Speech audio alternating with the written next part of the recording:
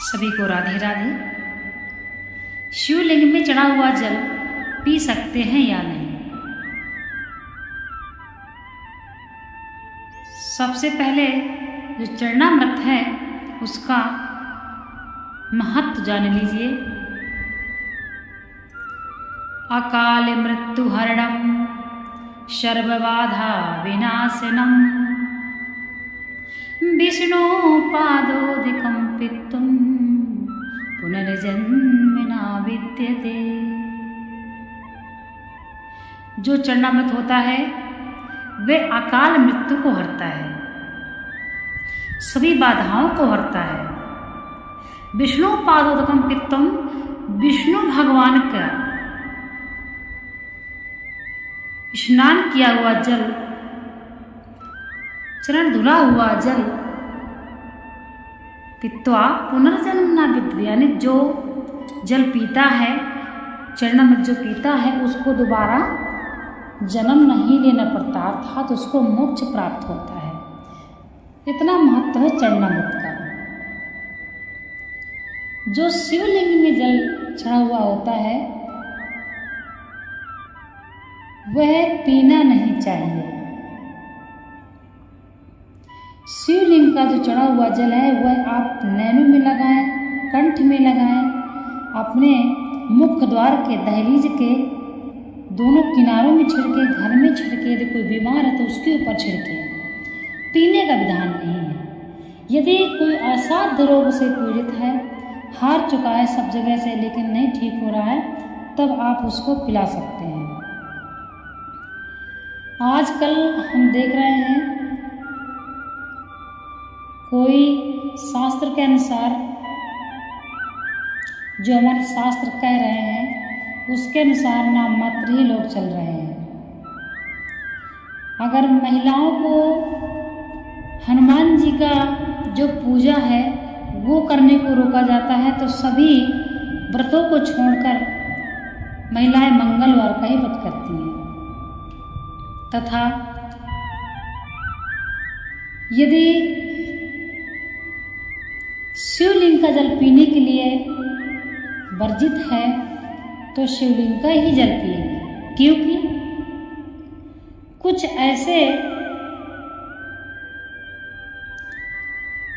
आप जब वीडियो देखते हैं फोन में या कुछ ऐसे लोगों के द्वारा सुन लेते हैं, देखिए ये जरूरी नहीं है कि जो आप फोन में देख के करते हैं वो सही हो, क्योंकि फोन में आप जब कोई चीज़ देखते हैं, शास्त्रोक्त चीज़ सुनते हैं कोई चीज़, तो यह जरूरी नहीं है कि वो सही है, क्योंकि अपना चैनल ग्रो करने के लिए लोग कुछ भी डालते हैं सरप्राइज के रूप में। इसलिए आप इन बातों पे कम ध्यान दीजिए, शास्त्र को समझिए, शास्त्र का समझ करके ही आप सब कुछ करें। भगवान शिवलिंग का चढ़ा हुआ जल नहीं पीना चाहिए, और भगवान विष्णु लड्डू गोपाल का जो जल होता है स्नान किया हुआ, चरण धुला हुआ, वो आप रोज पिए। घर से कोई बाहर जा रहा हो तो उसको पिला के भेजें, एक्सीडेंट का भी डर नहीं रहता है। इस प्रकार से आप चरणामृत का महत्व समझिए। आज के समय में जो पूजा हो रही है, जो कोई मोबाइल से देख के वीडियो के माध्यम से पूजा कर रहा है, वह आधी गलत और आधी सही है।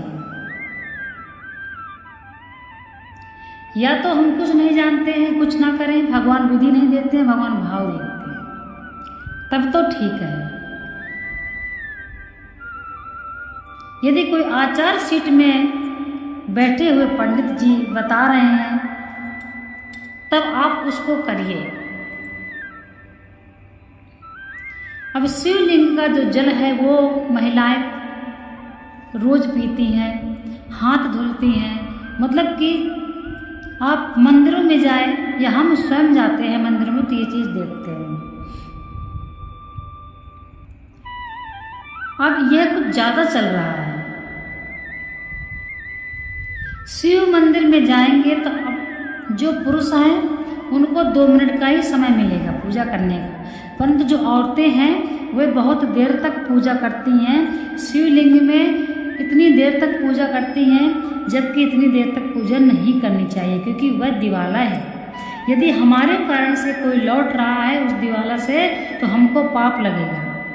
इसलिए यदि आपको विधि विधान से बहुत समय के साथ पूजा करना है तो आप अपने घर में अंगूठे के आकार के शिवलिंग रख लीजिए और अपने घर में आप पूरा दिन 24 घंटे पूजा करिए। परंतु जो मंदिर हैं, बड़े बड़े दिवाला हैं, वहाँ हर तरह के व्यक्ति आते हैं। किसी को ड्यूटी जाना है, किसी के घर का कार्य है, इतनी देर तक कोई नहीं खड़ा हो सकता है। इसलिए इन सब बातों का ध्यान देते हुए मंदिर में आप पूजा करें। यदि आप पूजा कर रहे हैं, कोई नहीं तो आप करते रहिए, परंतु अगर कोई आ गया और आपकी प्रतीक्षा में कोई गेट पर खड़ा है जल लेकर, भगवान की पूजा का सामग्री लेकर, तो आपका ये धर्म है कि आप उसको भी अंदर बुला लें कि आइए आप भी कर लीजिए, या फिर आप अपनी पूजा जल्दी निपटा लें, क्योंकि वो दिवाला है।